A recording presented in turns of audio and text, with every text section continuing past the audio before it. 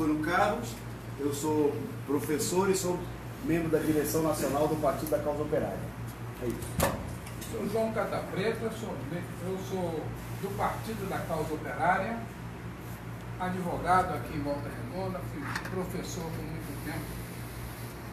Sebastião Paulo, presidente do Sindicato da Construção Civil de Volta Redonda e região sul-fluminense e também petista.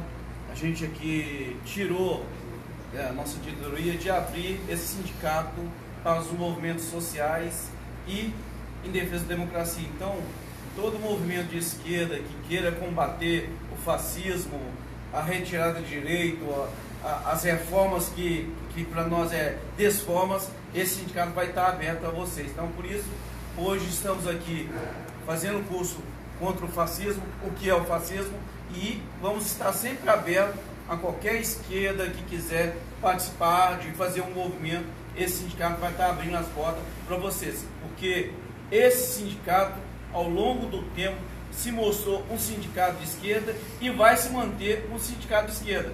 A gente foi reeleito agora esse ano para mais um quadriênio do sindicato. Então, até 2023, com o nosso comando, esse sindicato vai manter aberto para vocês que queiram combater o fascismo, que queiram combater a retirada de direito, que queira fazer um movimento de oposição a qualquer governista que está retirando os nossos direitos. Okay. Eu sou Rosane Santiago, estou aqui junto com esse pessoal aqui em Volta Redonda, muita gente aí já me conhece, sou jornalista e também estou junto com qualquer um que esteja pelos direitos do trabalhador, pela paz no mundo, pelo respeito por todos os seres. Obrigada.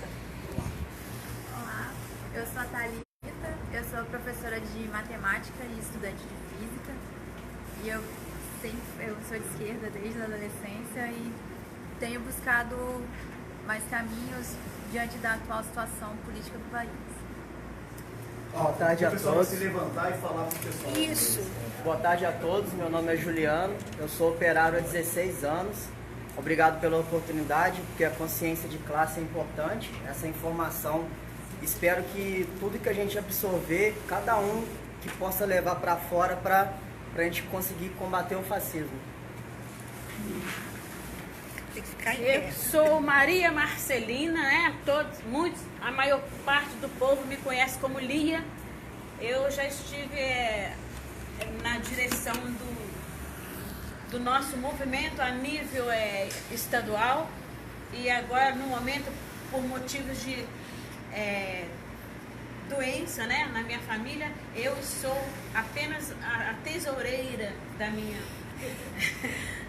do movimento de trabalhadores cristãos. E eu aproveito a oportunidade para dizer para vocês que aqui no nosso meio tem 5 alemães, né?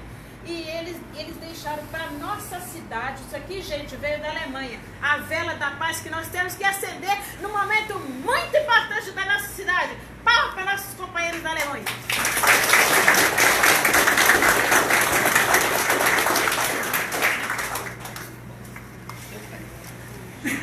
Eu sou Sandra Marinquivig, eu estou aqui como representante, digamos assim, da oposição metalúrgica da região sul-fluminense.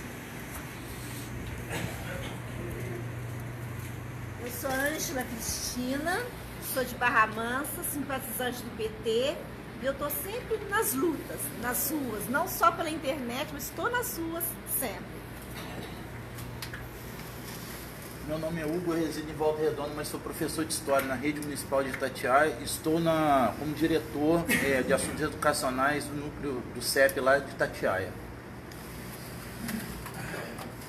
O meu nome é Pedro, eu sou do MST, né, e sou secado aqui em Piraí. Aonde? Piraí. Ana, pode ficar de pé, por favor? Psicologia do seu período federal fluminense.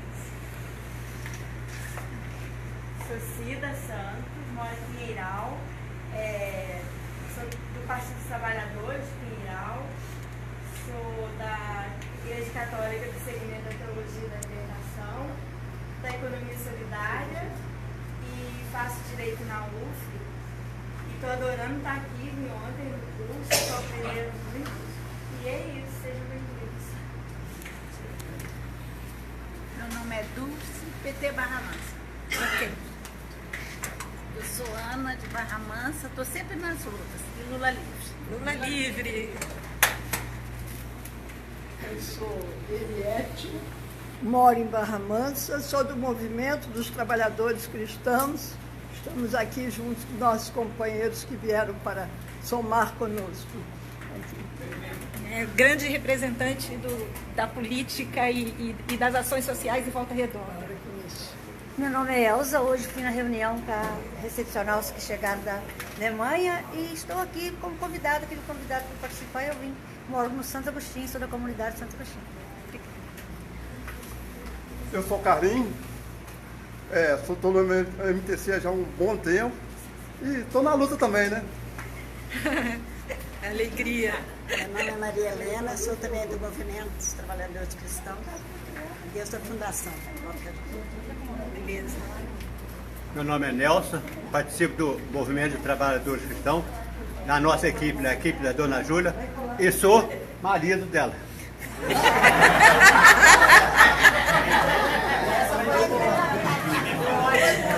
Boa tarde, meu nome é Vanderlei, eu sou o presidente da Associação de Moradores do Bairro Retiro. Estava meio acomodado, mas diante desse governo aí, tive que sair da toca. Estou aí para somar com vocês, para a gente reverter essa situação que estamos vivendo. Mas você já tinha atividade política antes? Sou aposentado da CSN, tinha sim. Nas lutas de greve? Sindicato, greve, tudo. Obrigada. Você? Fique em pé, por favor, para o pessoal te ver. Eu sou Maria Márcia. Eu sou de lá também. É assim, eu sempre fui assim, muito Lula, sou lulista, sabe? Sim. Mas eu não tenho partido. Meus filhos, de pequenininhos, tinham camiseta, minha mãe vota em Lula, e é por aí. Então eu acho que eu luto pela igualdade social. É minha bandeira. E você está aqui para absorver conhecimento? Isso, eu sou leiga ainda muito, né? Mas Lula livre. É, Lula livre. Por aí. Sou Gustavo Saldanha, sou militante de esquerda, liderança comunitária, apoio a luta sindical, apoio a luta dos companheiros aqui, moro em Barra Mansa e estou na luta aí pela democracia e pela Constituição no nosso país, pela soberania popular. Luiz Eugênio. Sou Luiz Eugênio, sou do PCO e estamos na luta aí para o Lula livre e fora Collor. Fora Collor?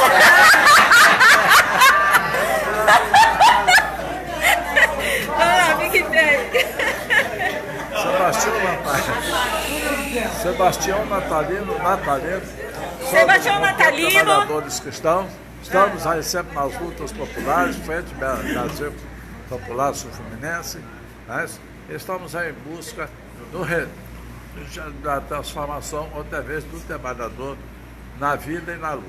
Na vida e na luta, é isso aí. E Lula livre. Não. What's your name? Somos alemán. Sí. ¿Puedo hablar en castellano? Sí. ¿Cuál es tu nombre? Hermann. Sí. Y venimos de Frankfurt, de Alemania. Somos de la KAB, es la Organización Católica de Movimiento de Trabajadores. Sí. Estamos aquí en un viaje de 2 semanas en diferentes partes del país para escuchar y conocer las condiciones de ustedes en el segmento de trabajo. Muchas gracias, sea bienvenido. ¿Tu nombre o what's your name? Christian Vollbrecht, KAB Alemania. My name is Martin Mohr. I am secretary of the Christian Workers Movement in Limburg. This is in Germany, and they are my friends, and we are solidary with us. Thanks. Somos Andreas Mengelkamp, venido de Frankfurt am Main, sono membro del gruppo che visitiamo Volta Redonda oggi.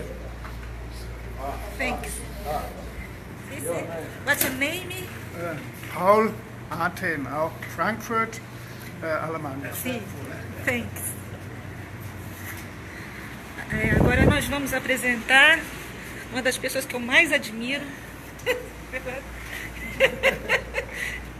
uma grande lutadora. Eu sou Marileia, sou do Movimento de Trabalhadores Cristãos e estou a serviço como secretária-geral do Movimento Mundial de Trabalhadores Cristãos. Sou o Denilson. Fique em pé, pessoal da saúde. Sou o Denilson, também faço parte do Movimento dos Trabalhadores Cristãos, lá do Rio de Janeiro. Estamos aí na luta junto com vocês aí também. Falou. Você? Eu sou o Vanderlei Dias.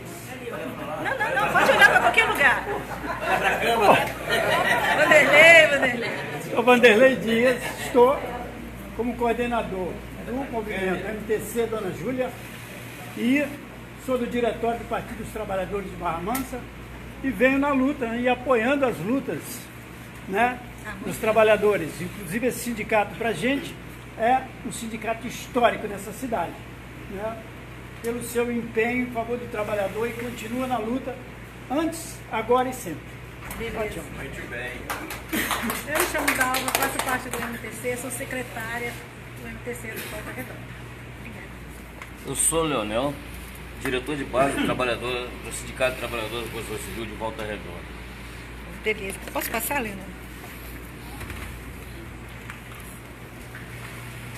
Boa tarde, eu sou Nilson, sou anistiado político, né? A minha trajetória foi na luta dos metalúrgicos de Volta Redonda e na luta política participei do PCO, participo do PT, né? Então continuamos na luta e entendemos que o momento agora é de enfrentar o fascismo. Lula livre. Lula livre. Antoninho. Meu nome é Antoninho. Eu estive trabalhando aqui em Volta Redonda há 2 anos na Fundação UB e na UB, União Hospitalar Gratuita, e agora há 3 anos sou membro do núcleo do PCO de Volta Redonda, no qual estou muito à vontade, que é a minha praia, é a luta contra toda e qualquer perseguição ao ser humano. Fantástico. Boa tarde a todos e todas, meu nome é Zé Omar, atualmente sou secretário-geral do Sindicato dos Trabalhadores da Construção Civil de Volta Redonda e região, presidente do PT, Partido dos Trabalhadores de Volta Redonda, coordenador-geral da Central Única dos Trabalhadores Sul-Fluminense. Estamos abertos para que, como o nosso presidente colocou, a luta se dá com início, meio e fim. Que aqui seja não apenas o início, não apenas o meio e muito menos o fim, mas que seja um conjunto de ações para que a gente possa voltar com Lula livre e o povo realmente no poder. Lula livre. Primeiro Lula livre. Eu sou Silvia do PT de Volta Redonda.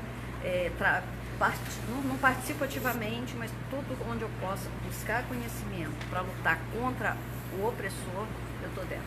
Contem com isso. Beleza.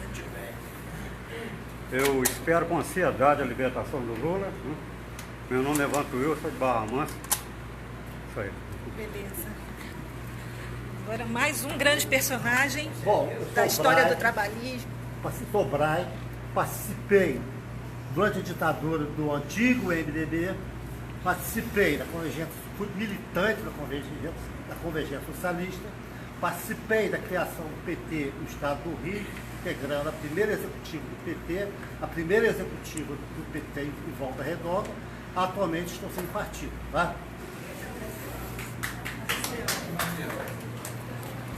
Vamos levantar? Sou Adorinha, sou da CDSI, morador de Resende, faço parte do Sindicato da Construção Civil. Beleza. Sou o Átila Celso Amaral, diretor do Sindicato de Construção Civil, Liberdade para o Lula, ele lutar pela democracia e contra o fascismo. Lula livre. Eu sou o Valdemar Costa, sou diretor de executivo do Sindicato da Construção Civil e sou petista, putista também e sou filiado ao PCO. Beleza. Sou Geraldo, funcionário da Coab e diretor do Sindicato de Construção Civil. Beleza. Sou Eliane, sou diretora do Cine de Justiça e participo do Comitê de Luta contra o Golpe. Lula livre. Lula livre. Faltou um. Peraí, gente. Ó, essa é a galera toda que está aqui. Faltou um que pensou que ia escapar. Carlos Vida, militante do PCO. Lula livre. Lula livre. Beleza, gente. Vamos continuar. Vamos lá? Vamos lá. Vamos retomar. A gente queria justamente o vídeo. Vamos lá? Pode me ajudar. Então, em primeiro lugar, obrigado pela presença de todos os companheiros. A gente, muito obrigada. Entre ontem e hoje nós reunimos cerca de 60 companheiros, uma vitória no final de semana, né? Uma atividade ainda que nós estamos recomeçando, vamos fazer uma série de atividades como essa aqui. Eu queria já aproveitar, não estamos encerrando ainda, mas lançar a ideia de que a gente realiza essa atividade em outras cidades, que eu vi companheiros aqui de Barra Mansa, Pinheiral, Piraí, Pinheiral, Resende, né, Piraí, e a gente discutia nos assentamentos. A atividade não deve restringir só aos militantes das lideranças, mas chegar também aos trabalhadores. Por isso a iniciativa dos companheiros do Sindicato da Construção Civil é uma iniciativa importante, né, de abrir as nossas entidades, os nossos movimentos para debater.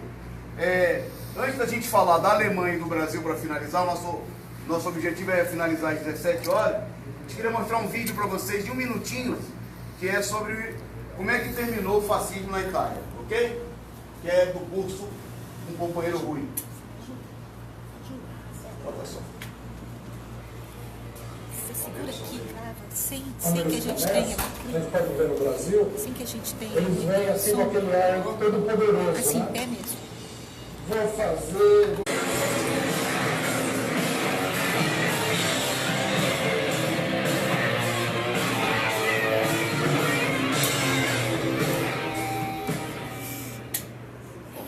Vocês viram aí o Mussolini e as lideranças fascistas recebendo aquilo que eles mereciam, sendo expostos aí em praça pública depois de serem devidamente fuzilados pelos trabalhadores italianos. Bom, nós vamos falar então rapidamente da Alemanha, do nazismo, e para a gente finalizar aqui hoje, falando um pouquinho ainda do Brasil, que nós já fizemos várias. Sobre a Alemanha, vamos destacar aqui, já que nós vamos falar da ascensão do fascismo, vamos falar do ano de 1930. Né? Em 1930, nas eleições, acontece uma coisa muito importante, né? Que é o crescimento eleitoral do Partido Comunista, por um lado, como parte do aumento da polarização política. Só um minuto, deixa eu me achar aqui que eu me perdi.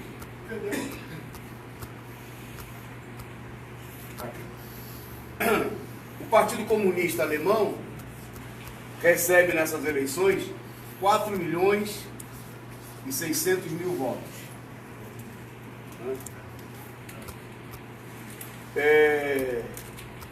Na eleição anterior, eles tinham recebido 3.800.000,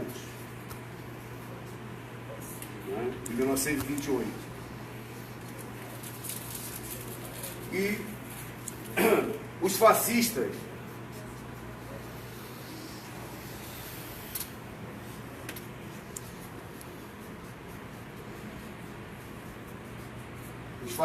recebem 6.400.000 votos contra 800.000 que eles tinham recebido na eleição anterior. Né? Bom, e aí uma outra força política importante, que é a social-democracia,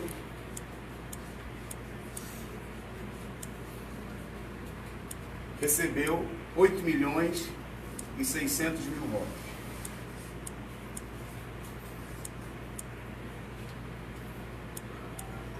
Bom, o que acontece? Nós não vamos falar longamente da Alemanha, mas queria destacar o Partido Comunista, sob a orientação da Terceira Internacional, de Stalin, vai apresentar esse resultado aqui como uma vitória espetacular, né? como uma demonstração de força e que colocava o problema do desenvolvimento do Partido Comunista como uma alternativa de poder dos trabalhadores. Né? E vai se negar, né? Não vai enxergar isso daqui, que o fato fundamental na eleição foi que os fascistas passaram de 800 mil para 6 milhões e 400 mil votos. Quer dizer, multiplicaram por 6, né? 6 vezes 8, 48, 7 vezes 8, 56, mais de 7, quer dizer, mais de 7 vezes, quase 8 vezes a votação, crescimento de 700%. Né? Enquanto o Partido Comunista tinha tido um crescimento importante, mas mostrava que a crise, né? Assim como a gente assinalou na Itália, a crise, a degradação econômica, levou a uma situação de desespero, aonde os fascistas vão arrastar, né, uma expressiva votação do setor de classe média desesperado e também entre uma parcela dos trabalhadores. Né? E, por sua vez, que a social-democracia continuava sendo uma força majoritária, hegemônica entre os trabalhadores. Né? Então, sobre a orientação do stalinismo, da Terceira Internacional, o Partido Comunista vai adotar uma política sectária, né, que a gente viu também aqui no golpe no Brasil, de dizer que não dava para fazer frente com esses caras aqui, né, porque eles não eram revolucionários, porque eles eram corruptos, toda essa conversa que a gente já, nossos ouvidos, infelizmente, se acostumaram a ouvir. E, diante da ausência de uma frente entre esses setores para combater o enorme crescimento do fascismo, o fascismo vai se desenvolver, né? E nós vamos ver o que a gente vai ver, a ascensão do nazismo, a ascensão de Hitler, né? E repetir, de certa maneira, o processo que havia acontecido com mais força, mais intensidade, com consequências ainda mais desastrosas não só para o povo alemão, mas para todo mundo, né? Foram 20 milhões de pessoas mortas, ou mais, durante a Segunda Guerra Mundial. Né? Trotsky, ela assinala, né, no livro que nós estamos servindo de base a esse nosso curso, né? O fascismo, e justamente que dá nome ao curso, né? O fascismo, que é e como combatê-lo. Ele assinala o seguinte, que um problema fundamental que era a ausência de um partido revolucionário, né? Porque o Partido Comunista, sob a orientação da política do stalinismo, que aqui nesse momento a gente já não tem mais, né? Tinha morrido Lenin, Trotsky tinha sido colocado no exílio, né?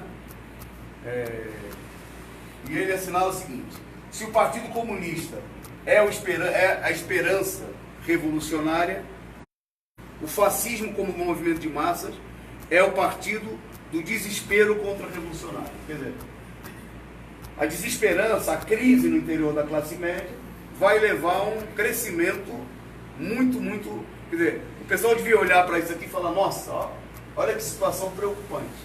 Né? O partido fascista, o partido da direita, o partido que defende o esmagamento dos trabalhadores, que defende o esmagamento da esquerda, que repete a pregação feita pelo Mussolini na Itália. Porque, veja só, numa situação nova, a gente pode dizer que você está se deparando com uma situação que você não conhece. Pô, mas se a gente olha para o que aqui o cara olha para o que aconteceu na Itália e não tira as conclusões de que o inimigo principal a ser enfrentado era o fascismo, aí já não é simplesmente um erro, já é uma estupideza espetacular. Tá? Como eu assinalei em vários momentos aqui, a esquerda, um problema da esquerda, um problema nosso, é evitar a criatividade. O problema não é a gente ficar procurando, a gente tem que reconhecer a nossa limitação, a nossa capacidade de procurar aprender da história. Né? Por exemplo, quando a gente, vendo o que aconteceu no Brasil, já na crise do mensalão, né? Onde a direita procurou estabelecer um processo claramente de perseguição ao PT e à esquerda. Né?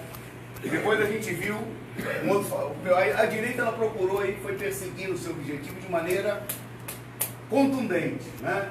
A gente teve um movimento, por exemplo, que confundiu muita gente.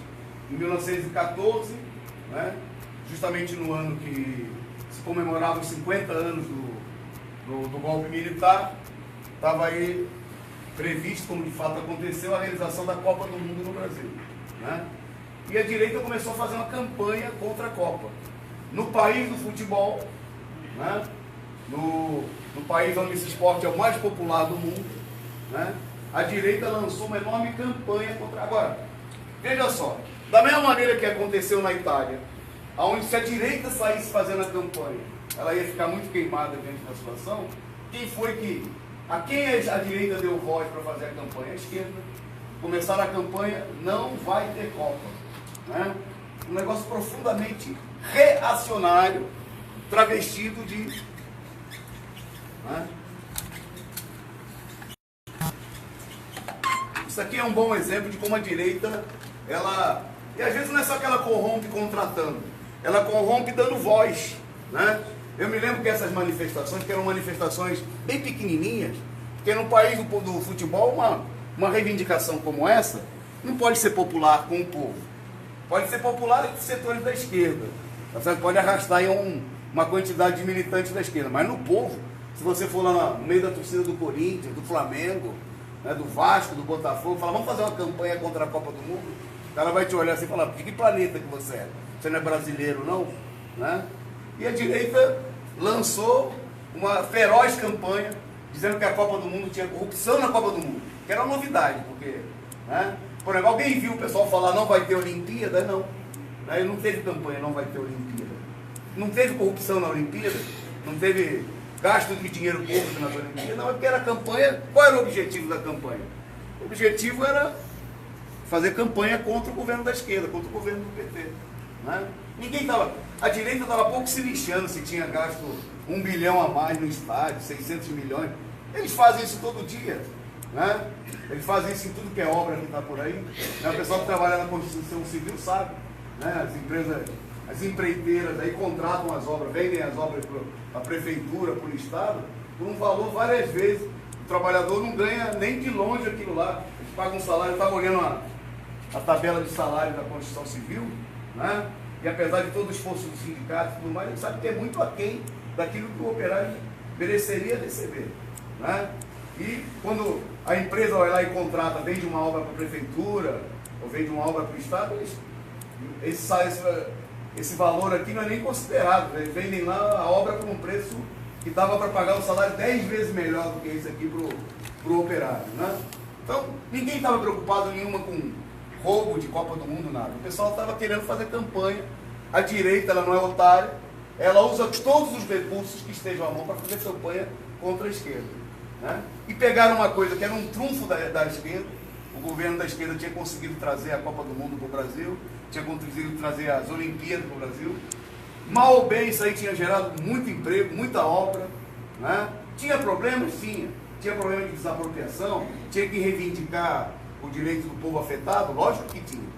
Mas fazer uma campanha... E aí era impressionante, porque no Brasil você ia nos atos, aí você via, né? Porque a gente não ia, porque a gente não estava de acordo com isso.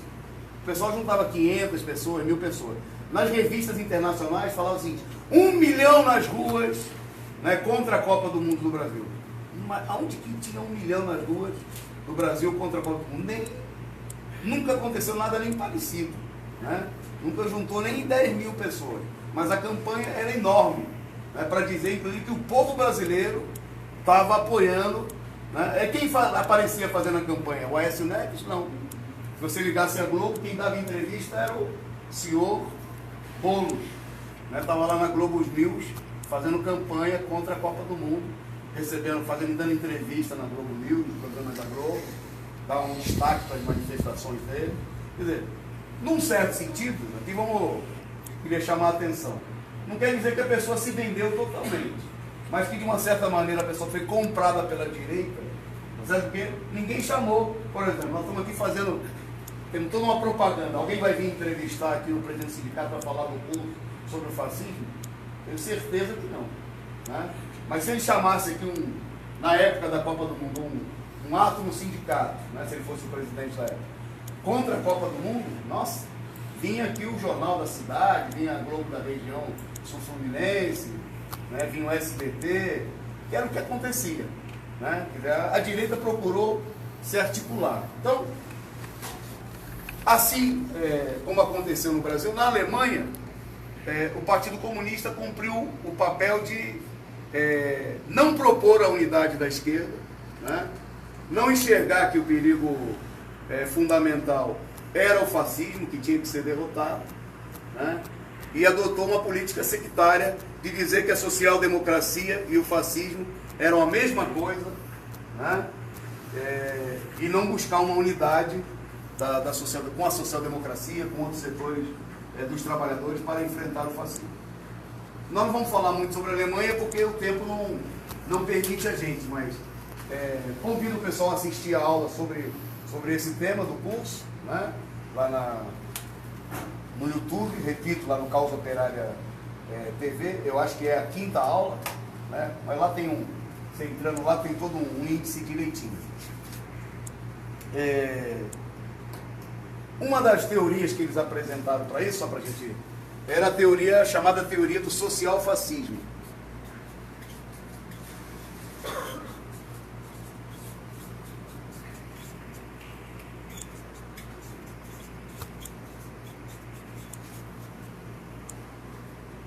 Que era justamente estabelecer um sinal de igual, dizer que a social-democracia e o fascismo eram a mesma coisa. Né? Essa era a explicação que o stalinismo, que o comando dos partidos comunistas davam naquele o Trotsky já assinalava nesse momento a importância, né? Que a classe operária, que a classe trabalhadora podia pagar muito caro por isso. Era um erro, né? E infelizmente a profecia dele, a análise dele se concretizou, né? O fato de que o fascismo não tenha sido combatido pela esquerda como inimigo principal abriu a possibilidade, no meio da crise, também aí na Alemanha, nós vamos ver o seguinte, que não é um problema que o Hitler fosse um super-homem, não é um problema de tipo, tem a ver com o próprio desenvolvimento, com a crise do capitalismo no mundo inteiro, né? Com a situação interna da própria Alemanha, derrotada na Primeira Guerra, né? Exposta a enormes sacrifícios internos, etc. E tal. Isso criou um caldo de cultura, criou as condições, né, para que a pequena burguesia em desespero, para que setores do lumpen proletariado fossem arrastados pelo fascismo. Também na Alemanha, outra fábula sobre o nazismo, sobre o fascismo, a ideia foi aquilo que a gente discutiu ontem, teve até gente que fez menção a esse problema. E, embora esse movimento começasse de maneira espontânea, à margem do Estado, obviamente que ele vai ser impulsionado diretamente pelos capitalistas. Né? Nós vamos ver algumas das maiores empresas capitalistas, não só da Alemanha, como do mundo, financiando diretamente o nazismo. Né? Não só poderosos grupos alemães, como alguém falou antes da Bayer, a Volkswagen, a IBM, né, que já empresas norte-americanas também participaram do financiamento do nazismo. Por quê? A burguesia chegou à conclusão que era necessário, que não dava mais para controlar a poderosa classe operária alemã por meios pacíficos. Né? Eles tinham derrotado a Revolução em 1918, mas eles olharam e falaram, vitória da Revolução Russa em 17. Já teve uma revolução aqui, a gente controlou. Nós vamos perder o controle da situação. Né? Há um crescimento da esquerda, e então daí a necessidade de controlar o movimento operário através do fascismo, através do massacre da organização dos trabalhadores. Né? E, nesse momento, essa política é totalmente equivocada. Bom, companheiro, para a gente encaminhando para encerrar. Né? Vamos enfrentar. Eu queria apresentar algumas questões que apareceram. O nosso desespero aqui é como enfrentar o fascismo. Que apareceram nesse. A gente destacou aqui na questão da Alemanha, questões da Itália que a gente abordou, né? mas que foram problemas fundamentais que dizem respeito ao problema de como enfrentar o fascismo. Quais são os problemas fundamentais que se colocaram e que não foram devidamente tratados, digamos assim. Eu perdi novamente a minha cola. A gente espera. Bom,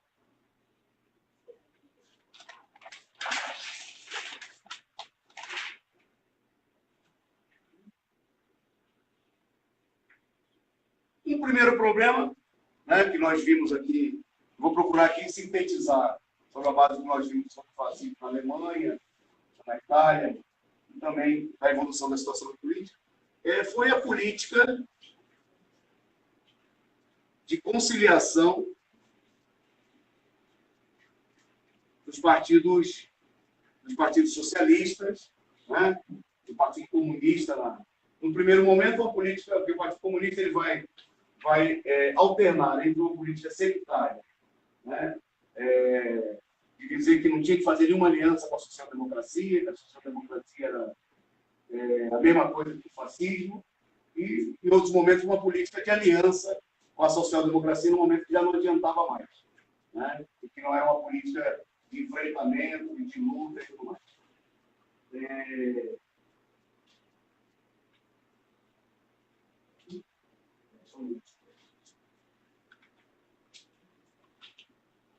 Bom, essa política de conciliação vai colocar o problema de que não se organize, né, há uma consideração de tipo subestimação do inimigo, né? Quer dizer, não se organize a luta contra o fascismo. O fascismo, em todos esses casos aí, ele é considerado como uma força secundária, né? Isso não é, a gente vê que, infelizmente, no Brasil aconteceu a mesma coisa, né? Diante da ascensão da direita, todo mundo olhou e falou: não, Bolsonaro, você é um maluco, você é um doido, não vamos se preocupar com isso aí, não. Esse pessoal que quer a volta da ditadura militar, isso aí é uma minoria. O problema é o PT, né? O problema não é... O problema é... Nossa, nós temos aqui o problema é a mesma coisa, né? Nós temos, por um lado, a política de conciliação, né, dos setores que foram brincar, dormir com o inimigo, e, por outro lado, a política sectária, né? O que é a política sectária? O pessoal que, lá na Alemanha, na França, traçou um sinal de igual, dizendo que o fascismo, por exemplo, e o socialista eram a mesma coisa, né? No Brasil, nós vimos isso daí também. A política sectária dizer que o PT e o PSDB eram a mesma coisa. Tudo farinha no mesmo saco, o PT está fazendo aliança, fez aliança com o Sarney, por isso é a mesma coisa que o PSDB, que também fez aliança com o Sarney, etc. E tal. Essa política aqui se mostrou, tanto no caso da Itália, como no caso da Alemanha, em vários lugares onde o fascismo triunfou, né, como uma política que impediu ou dificultou uma reação da classe trabalhadora e da esquerda como um todo, né? Bom, isso daqui também levou, e a gente vê até hoje isso daí, toda essa política de conciliação e sectária, a que a esquerda adotasse posições que são uma capitulação política, que adotasse posições que são próprias da direita, né? A esquerda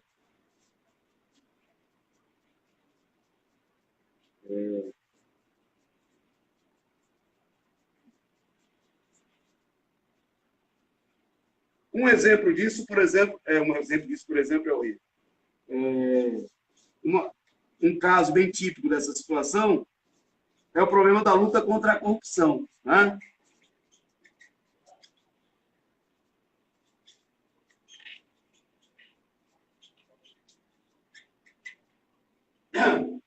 Onde quando a direita lança a campanha, porque se a gente olhar, esse problema da corrupção vai aparecer na base do fascismo em todo lugar do mundo. Na Itália, Mussolini vai fazer a pregação de que os governantes eram corruptos, de que os políticos ganhavam demais. Na Alemanha, o Hitler vai fazer o mesmo discurso, que é para ganhar, é a demagogia para ganhar um apoio popular. Tá certo? Se você tem um projeto de defender a política liberal, né, de entregar os trabalhadores, transformar os trabalhadores em escravos, né, ainda mais do que eles são no capitalismo, você não pode fazer campanha em torno disso aí. Você tem que inventar uma falsa função. A demagogia é uma arma típica da política da burguesia. Então, o que você faz? Sai por aí fazendo campanha contra os políticos, que os políticos são corruptos. Né? Então, por exemplo, os banqueiros, eles ficam com 47% do orçamento de tudo que é arrecadado de impostos no país. E ninguém faz campanha de que os banqueiros ganham dinheiro demais. Agora vai lá um deputado, e obviamente, comparado ao meu, que sou um professor da rede pública, um operário da construção civil, ele ganha muito bem. Mas ele passa ali perto daquilo que ganha um banqueiro. Né?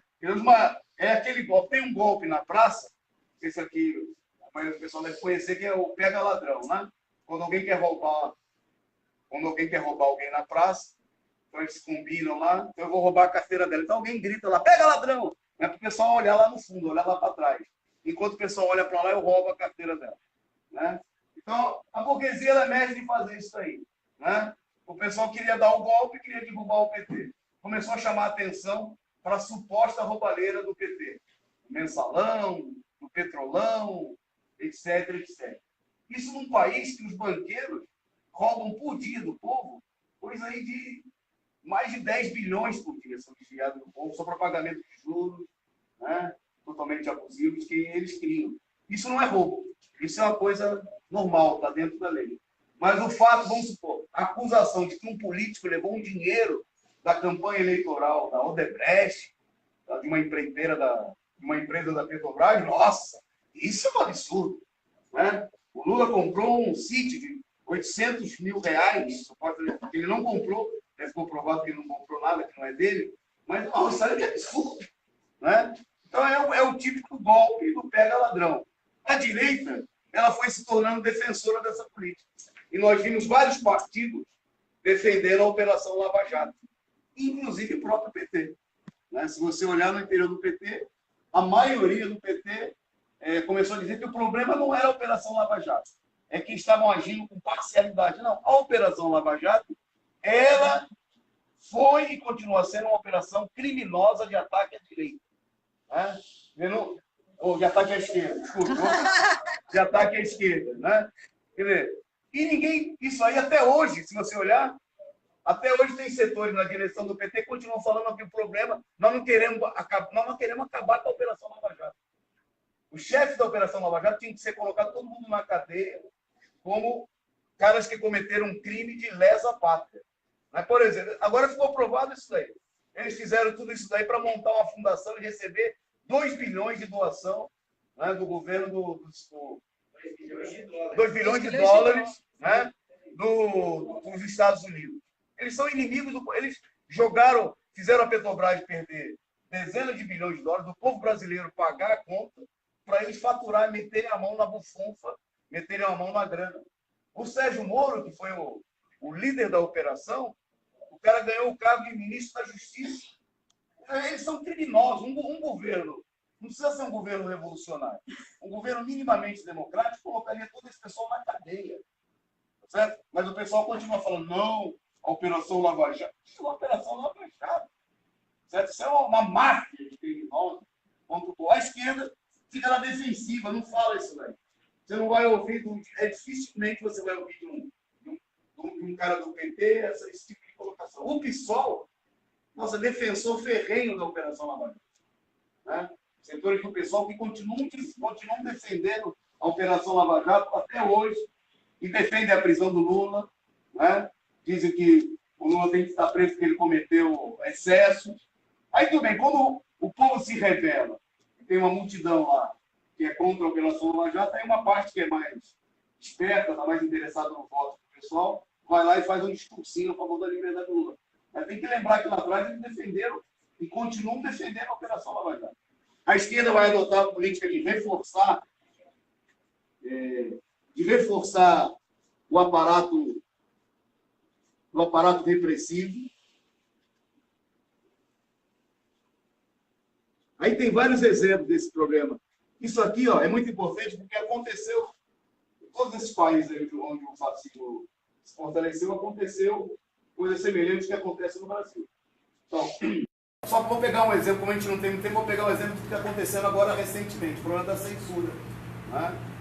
Nós vemos com profundo receio, né, preocupação, quando gente da esquerda comemora que um canalha, um cara horrível, um cara reacionário, que nem o Danilo Gentili, ele vai lá e faz uma piada de super mau gosto, tá certo? Vai lá contra uma militante da esquerda, no caso uma deputada do PT, e o pessoal defende que ele seja censurado. Sabe por quê? Se a gente defende que o judiciário brasileiro, que é uma máfia de criminosos, são os caras que estão mantendo Lula na cadeia sem nenhuma prova, sem nenhum crime. Se a gente defende que esse judiciário possa dizer o que as pessoas podem falar ou não podem falar, amanhã eles podem vir aqui e proibir que o sindicato da Constituição Civil abra para a gente falar, porque eles vão considerar que o que nós estamos falando não é devido. Tá certo? Se a gente reconhece a autoridade deles para censurar o Danilo Gentili, nós vamos ter também que aceitar a autoridade deles na hora que eles vierem censurar a gente, na hora que eles censurarem o Lula, como censurado, né? Porque o Lula ficou proibido de dar entrevista aí durante meses, além de estar preso, ainda proibiram ele de dar entrevista por mais de um ano. Né? Então, veja só, tem para uma vez para falar. Isso, a gente não deve se confundir com esse tipo de coisa. Não é porque a direita faz uma pregação, né? Uma outra, depois a gente abre para essa. Eu queria encerrar, não porque eu queria encerrar para a gente abrir para perguntas num bloco só. Eu também quero perguntar. A gente viu um outro aspecto também, seguinte, que a direita, a esquerda, adotou uma política de não enfrentar o fascismo. Né? Essa política ela é muito marcante no golpe de Estado no Brasil. Em vários momentos. Né? Se a gente pegar hoje, tem uma política que foi elogiada pela esquerda, que é a política de fugir. A gente viu recentemente o caso do deputado Jean Willis e o caso da ex-candidata governadora do PT no Rio de Janeiro, como é que ela chamava? Márcia Tiburi, né? Que saíram fazendo pregação a favor de sair fora do Brasil. Que nós achamos que é um negócio absurdo. Porque, veja só, se um trabalhador ele fica com medo da direita, resolve não participar da Assembleia do Sindicato, a gente até compreende. Né? Se o patrão ameaça ele de demitir, se ele participar da greve, ele é um... Agora, uma liderança, alguém que se propõe a ser defensor dos direitos dos trabalhadores, não tem o direito de fazer isso daí. Agora, não podemos aceitar isso de um sindicalista. Se o cara está com medo de participar da greve, então ele tem que abandonar a direção do sindicato. Não pode ser diretor do sindicato. Né? Se ele falar, não vou lá não, que o cara chegar pro companheiro e falar aqui, ó, eu não vou poder ir na Assembleia não, porque o chefe da minha empresa não vai gostar se eu for na Assembleia. Bom, então você tem que renunciar à diretoria do sindicato, porque você se elegeu para defender os trabalhadores. Né? Então, veja o caso do Jean Willis. Ele recebeu uma votação expressiva. Um dos setores que mais confiavam nele para defender o interesse dele é, por exemplo, os homossexuais. Né? Os homossexuais estão sendo perseguidos na rua, estão apanhando. Né? Ele não tinha o menor direito de apontar como saída para essa situação rapar fora do país. Porque ele foi lá e ele que propôs que as pessoas votassem nele para defender os interesses. Ninguém pediu para ele ser candidato a deputado, se elegia nada. E ele é uma pessoa, vamos chamar a atenção, ele é uma pessoa que, como deputado, tem acesso à segurança, tem salário altíssimo para poder ter pessoas que cuidem da proteção dele. Um homossexual que mora aqui na periferia de Volta Redonda não tem nada disso. Que mora na periferia do Rio de Janeiro, que pode ser encurralado à noite aí pela direita, porque a direita faz isso de covardia. Né? Ela não vai lá e pega um cara que tem segurança, que tem gente que pode protegê-lo. Esse tipo de política, né? Nós estamos resumindo aqui em exemplos mais... Isso aí aconteceu em inúmeros momentos na luta, naquilo que deveria ser a luta contra o fascismo na Alemanha e na Itália. Os setores que tinham a responsabilidade de chamar a organização, a mobilização dos trabalhadores, adotaram a política de não fazer nada. Né? Seja em nome de que não era o caso de fazer, seja em nome do pacifismo, né, que tem sido uma recorrente no... Agora, que pacifismo? Se você deixar que o fascismo triunfe, a classe operária vai ser esmagada que nem barata, né? Nós estamos vendo no campo aí o que está acontecendo com os companheiros do MST. Tem uma política de massacre, de perseguição dos trabalhadores. A esquerda se opôs, né, a levantar o problema, por exemplo, da autodefesa, do direito de que os trabalhadores se defendam. O que acontece? A direita lança uma campanha reacionária e a posição da esquerda, né, em todos esses momentos aí, da ascensão, da evolução do fascismo, da evolução da direita, tem sido uma política defensiva e, em muitos casos, covarde, né, que não corresponde à necessidade da classe trabalhadora, ainda mais que a gente viu o seguinte, assim como na Itália, como na Alemanha, no Brasil tem uma classe trabalhadora, uma classe operária muito poderosa, muito forte, né, que em vários momentos deu demonstração de luta, de combatividade, né, de ser uma classe operária que procura enfrentar, né, no campo, na cidade, essa situação. As direções têm apontado uma outra perspectiva que não é uma perspectiva de mobilização e de luta.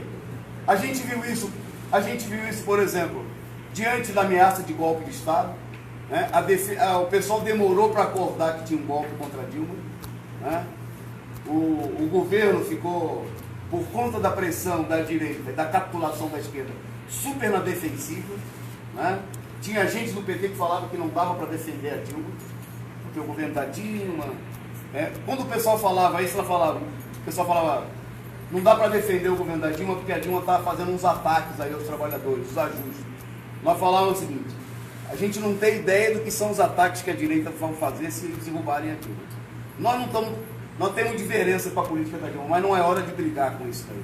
É hora da gente ver o seguinte, se derrubarem a Dilma, os ajustes da Dilma vão parecer o socialismo perto do que a direita. Nós estamos vendo agora. Nós estamos vendo com a reforma trabalhista, a reforma da Previdência, as privatizações, a entrega do país. Então, em todos esses momentos, né, da luta contra o fascismo, a direita vacilou em apresentar uma política, de ser consequente, ficou na defensiva, a esquerda ficou na defensiva diante da política da direita, né? E mesmo diante de situações, por exemplo, derrubaram a Dilma, nós falamos, tem que lutar pela anulação do impeachment, nós falamos, não, vamos lutar por diretas, por eleições, como se a gente fosse convencer os deputados que derrubaram a Dilma, a gente ia convencer aqueles caras a aprovar a antecipação das eleições para o Lula ganhar a eleição. É muita... O que acontece? A direita, a esquerda, ela está dominada por uma ilusão democrática. Né? Ela acha o seguinte, que a gente pode pedir que o judiciário condene as pessoas por racismo, que esse judiciário racista, reacionário de direita, vai condenar o cara da direita. Não! E vão usar a lei de condenação do racismo para condenar, por exemplo, veja só, tem condenações já, né, recentes, de que jornalistas que atacaram o MBL, né, o grupo fascista de direita, foram condenados por ofensa racista, o Paulo Henrique Amorim, né, por ofensa racista ao Fernando Holliday, que ele falou que o Fernando Holliday é um capitão do mato, e é mesmo. É um negro, pilantra, safado, né, que age em favor dos interesses dos brancos. Isso tem que ser denunciado assim, exatamente dessa maneira. Agora, não defender que o judiciário, ele possa dizer o que é racismo ou o que não é racismo. O judiciário vai vir e vai condenar quem? Vai condenar o Bolsonaro? Né? Vai condenar o Fernando Holliday? Vai condenar o Witzel no Rio de Janeiro, que é um racista, que é um elemento nazista? Não, vai condenar o trabalhador. Na hora que o trabalhador falar que o Witzel é nazista, aí o judiciário vai falar, não pode falar assim do governador. Né? O Bolsonaro vai lá na televisão e oferece as mulheres brasileiras para prostituição. Vai ter algum tribunal que vai condenar ele por machismo? Não. Agora vai ter tribunal que a hora que a gente, como já houve, né, setores do movimento, inclusive de mulheres da esquerda, criticaram a conduta da ministra Damares, né, que é uma inimiga dos interesses, das reivindicações das mulheres no Brasil. Aí setores da esquerda foram defendê-la, que não podia falar mal dela porque ela é mulher, tá certo? E se entrar na justiça é capaz dela ganhar, tá certo? Porque aí A justiça só tem o olho. Você não pode reforçar o judiciário, que é o setor, o poder mais reacionário do país. É mais reacionário do que o executivo, mesmo com o Bolsonaro. É mais reacionário do que o legislativo. Não foi eleito por ninguém. É um poder imperial. Vai propor reforçar isso daí?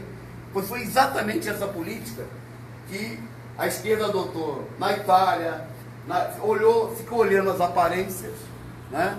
Sem olhar aquilo que era, o que estava por detrás das coisas. Né? É a defesa, por exemplo. É aquele negócio seguinte, você não pode usar, você tem que mudar a maneira de falar. Né? Então, por exemplo, o Bolsonaro vai lá e já chuta o balde.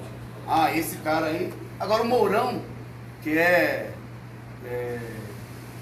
tão fascista, ou mais ainda do que o Bolsonaro. Você viu a capa da Veja? Como ele é um cara mais... ele é general, é um cara mais...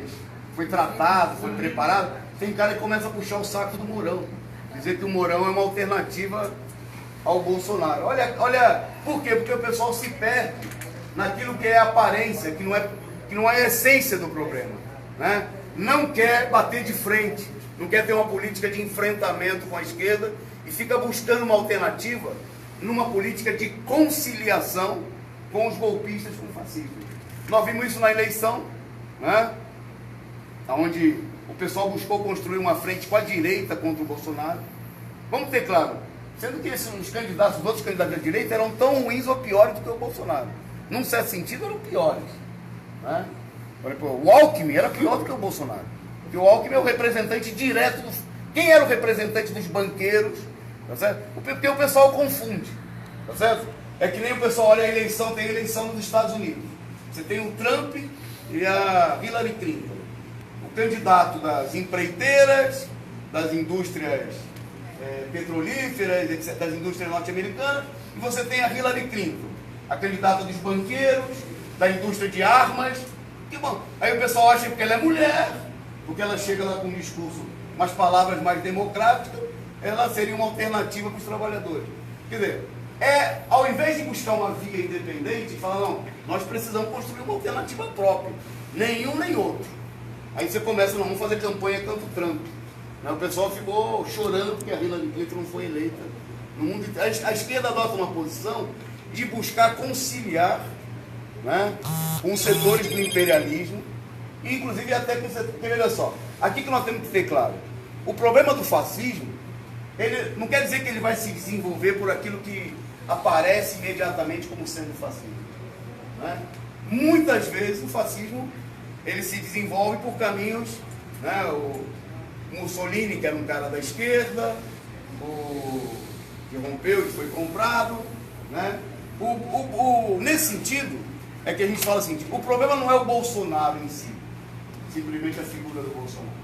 Quando a gente coloca que nós temos que lutar pelo fora Bolsonaro, nós temos que ter claro que o problema não é só o Bolsonaro, são todos os golpistas. O que nós assinalamos em relação à situação do país? E aí eu termino e abro para vocês falarem. O problema é o seguinte, a esquerda cai num negócio profundamente perigoso e reacionário, que é cair na conversa da democracia, tá certo? Que a direita procura implementar. Que é o seguinte, bom, é evidente que o Bolsonaro ele só foi eleito porque o Lula foi colocado na cadeia, tá certo? E foi impedido de participar da eleição. Portanto, vamos ter claro, a eleição do Bolsonaro é o resultado de uma fraude, certo? O Bolsonaro é um governo ilegítimo.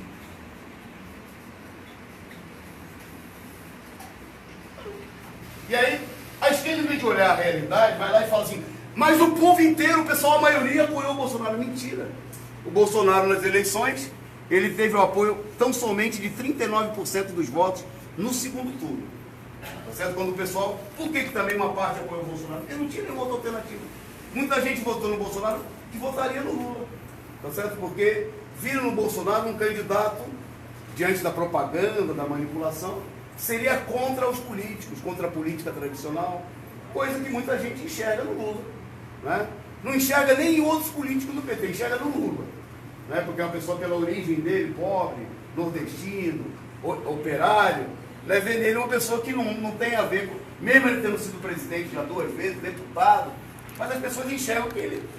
E a gente vê que não é à toa que as pessoas enxergam. O Lula vai lá e dá uma entrevista, né? Ele é uma pessoa que parece um ser humano, não parece esses políticos de plástico, né? Que o cara fala lá, tá tudo ensaiado, então ele vai lá e ele chora. É um ser humano que sofre, chora, né? Que fala que preferia ter morrido no lugar do neto dele.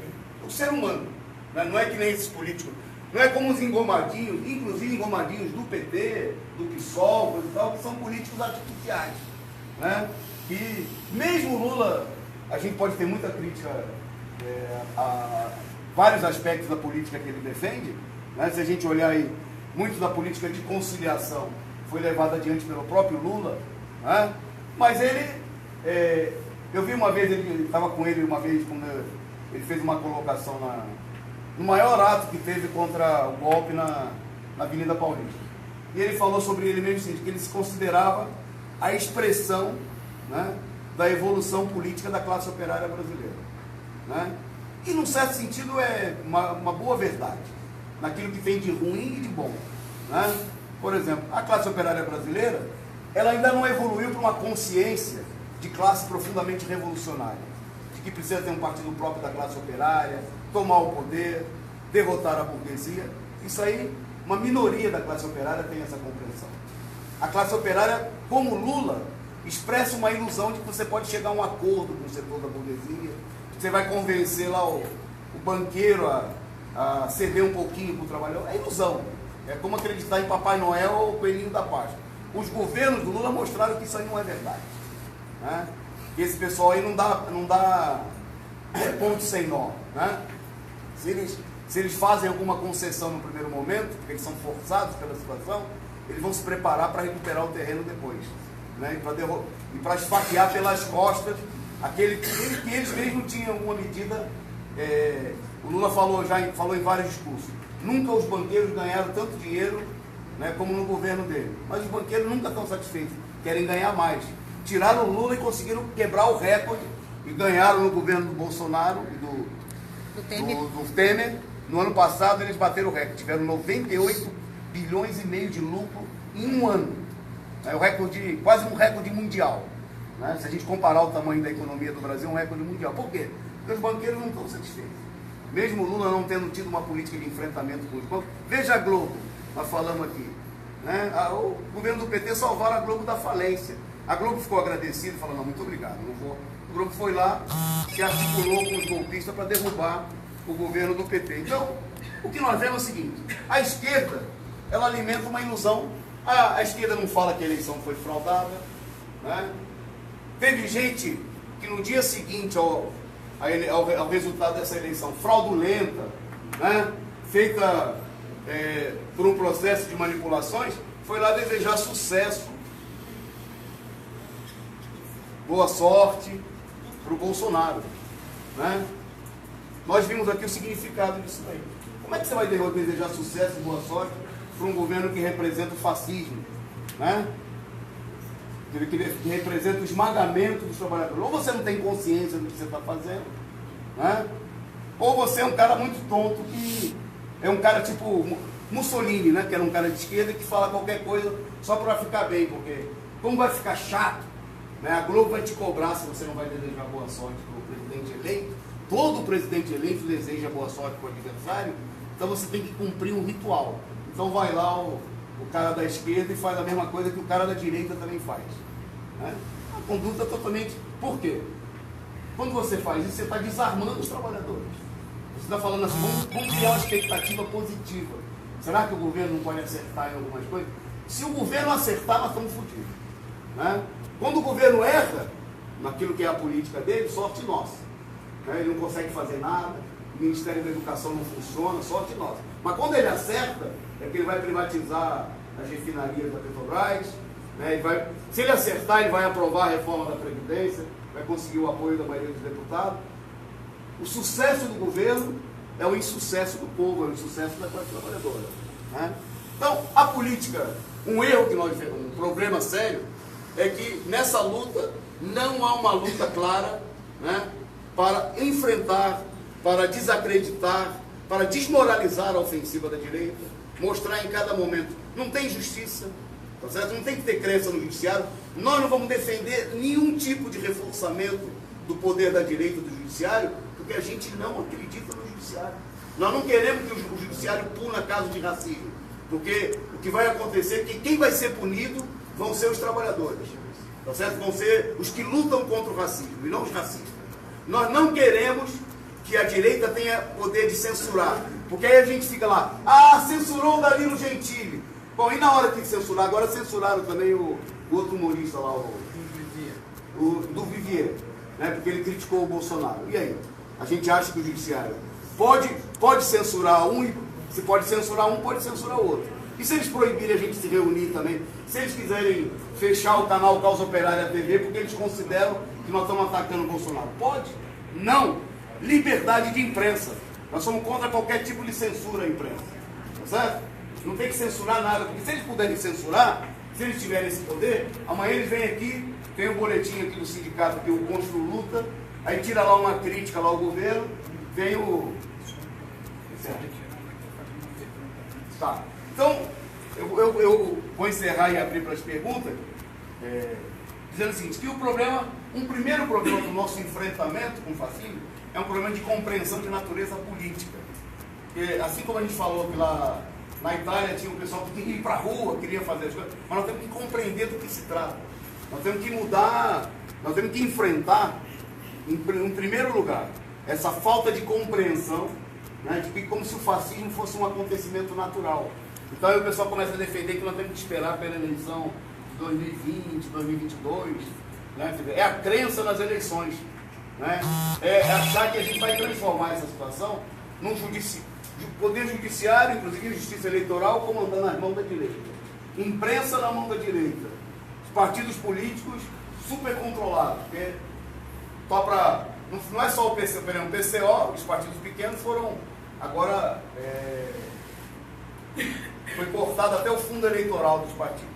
Mas o PT tem um dos processos que tem contra o Lula é enquadrar ele como líder de uma organização criminosa. Qual seria a organização criminosa? O PT. Ou seja, é um passo para colocar o PT na ilegalidade. E o pessoal fica dizendo que nós temos que apostar nas eleições de 2022. Já estão tratando o Lula, chamou atenção para a gente no último dia 7, teve o ato em Curitiba, e o pessoal queria gritar assim, Lula presente, Haddad presidente. Quando é que a gente grita na esquerda, que a gente grita fulano presente? Quando a pessoa morreu. O Lula não morreu. O Lula está preso, é a maior liderança popular do país, é a liderança que a população brasileira gostaria de ver na presidência da República. E nós achamos que essa política é uma política de capitulação, é uma política que fortalece a direita, né, da gente esperar pelas eleições, tratar o Lula como um defunto, tratar o Lula como alguém que vai ficar para sempre na nossa memória. Não, né?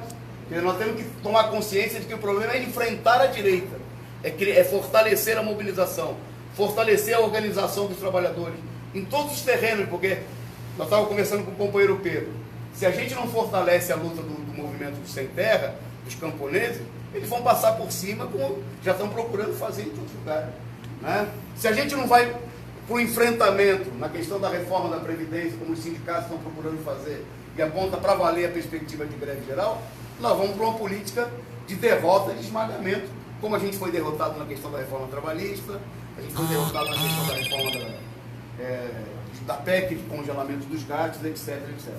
Companheiro, vou encerrar e a gente passa as perguntas, tem companheiro do jeito que você sai aí. Vamos lá. Estou fazendo as inscrições aqui, tem a Sandra inscrita, tem o companheiro Pedro. Eu, Rosane. Sebastião. Não, só uma questão de ordem. Sim. A caravana que veio da Alemanha quer fazer uma pergunta, porque tem que ir embora. Ok. Deixa eles fazerem primeiro tempo. Tá. Pode vir aqui pra frente. Pode mandar falar quem é. Pode vir aqui pra frente.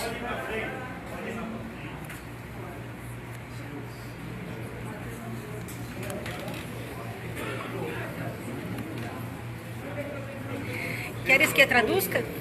Sí, que hable en portugués. No, eu hablo castellano. Em castelhano e eu hablo em português. Okay. Buenas tardes, me alegro mucho estar con ustedes por casualidad. Entramos hoy aquí y los visitamos para 1 hora o 2. Y estoy muy sorprendido que ustedes empiezan un seminario hablando sobre la situación en Alemania. Ele disse que está muito contente de estar aqui, que a previsão deles era ficar 1 ou 2 horas só por aqui e que ele está muito surpreendido porque nós estamos abordando no seminário a Alemanha. Mi pregunta principal es que ustedes pueden, que quieren aprender, Um pouquinho, por favor. Por favor. Mi pregunta principal es lo que ustedes quieren o pueden aprender de Alemania, de la situación en Alemania, para el trabajo de usted ahora. O que ele quer perguntar é o que nós queremos aprender do trabalho realizado na Alemanha para as nossas necessidades, para o nosso trabalho aqui agora. Ok? Por favor. Quede-se aqui porque eu traduzo para ti. Não, eu queria destacar... Fala para eu poder traduzir para ele. Eu destaco para nós o mais importante. Nós estudamos aqui ontem a situação da Itália, a ascensão do fascismo, e hoje, rapidamente, a questão da Alemanha. Nós estudamos ayer a situação da Itália, a questão do fascismo, e hoje abordamos pequeno a situação da Alemanha. Porque nós queremos tirar as conclusões sobre aquilo que levou à derrota do povo italiano e do povo alemão. Né? Queremos sacar as conclusões de tudo o que aconteceu para a derrota do povo italiano e do povo alemão. Aquilo que permitiu a ascensão do nazismo e do fascismo, principalmente os erros que a esquerda cometeu. Aquilo que foi permitido para a ascensão do nazismo, principalmente os erros da esquerda, dos partidos da esquerda. Para que nós superemos nossos próprios erros, né? Para que nós superemos nossos erros e a classe operária brasileira possa ser vitoriosa na luta que nós estamos dando contra o fascismo. E a classe operária do Brasil pueda ter vitória contra o fascismo. Ok? Muchas gracias. Pero que podemos querer deles? Que nós podemos querer deles? Nós gostamos muito da presença de vocês e que a gente consiga aumentar esse intercâmbio, né, para um trabalho em comum. Nós, principalmente do PCO, do partido, temos um trabalho em outros países. Então, interessa-nos que estejamos juntos com vosotros, com vocês, para que hagamos trabalhos também de intercâmbio. ¿Ok? Estamos à disposição. Nosotros somos miembros del Movimiento Cristiano de Trabajadores en Alemania.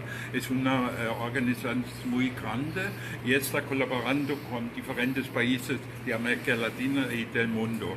Y hace 40 años que la colaboración entre Río de Janeiro y un diócesis de Alemania funciona. Estamos ahora...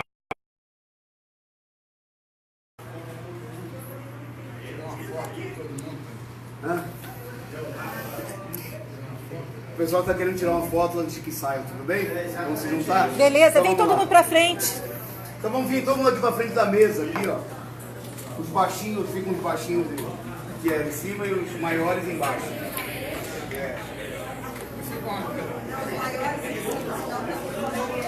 Oi, gente, eu já estou virada do avesso, aqui com o Pedro, padre. Não é padre, não. Que é do MST. Vem cá, querida Cida, sobe aqui. Que passida.